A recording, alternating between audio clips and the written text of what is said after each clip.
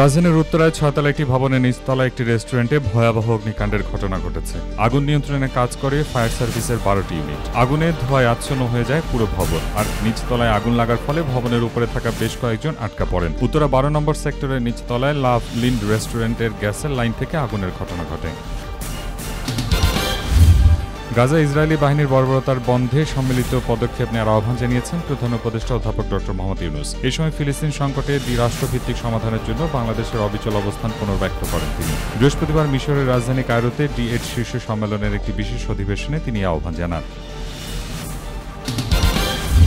প্রতি বছরের মতো এবারও বছরের সেরা দেশ নির্বাচন করেছে যুক্তরাজ্য ভিত্তিক সাপ্তাহিক সাময়িকী দ্য ইকোনমিস্ট। সেই ফলাফল অনুযায়ী ২০২৪ সালের বর্ষসেরা দেশ বাংলাদেশ। অর্থনৈতিক ও রাজনৈতিক পরিবর্তনে উল্লেখযোগ্য উন্নতির জন্য এই স্বীকৃতি অর্জন করেছে বাংলাদেশ।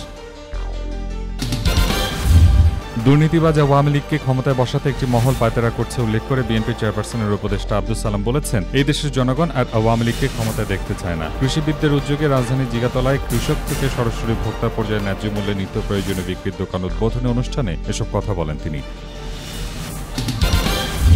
টঙ্গীতে বিশ্ব ইজতেমার মাঠ দখল কেন্দ্র করে সংঘর্ষের ঘটনায় তাবলিগ জামায়াতের মাওলানা সাদপন্থী নেতা মুয়াজ বিন নূরকে গ্রেফতার করেছে পুলিশ। বৃহস্পতিবার রাতে তাকে গ্রেফতার করা হয়। গত বুধবার রাতে বিশ্ব ইজতেমার মাঠ দখলকে কেন্দ্র করে মাওলানা জুবায়ের ও মাওলানা সাদ অনুসারীদের মধ্যে সংঘর্ষের ঘটনা ঘটে। এতে ৪ জন নিহত হয়েছেন এবং অর্ধশত আহত হয়েছেন।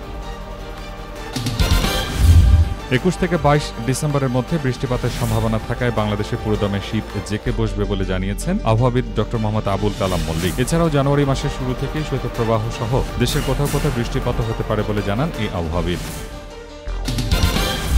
রাজধানী চালের বাজারে আবারও অস্থিরতা। চিকন চাল কেজি প্রতি ১০ টাকা পর্যন্ত বেড়েছে মোটা চালের দামও। চালের দাম বৃদ্ধির পেছনে মুনাফা সিন্ডিকেট ও পাইকারি ব্যবসায়ীদের দুষছেন খুচরা বিক্রেতারা। অন্যদিকে রমজান মাস সামনে রেখে সব ধরনের ভোজ্য তেলের আমদানি শুল্ক দ্বিতীয়বারের মতো কমিয়েছে সরকার। তবে সরবরাহ আগের তুলনায় বাড়লেও তা অপ্রতুল বলে জানালেন বিক্রেতারা। রাজধানীর বাজারে বেড়েছে সব ধরনের মুরগির দাম।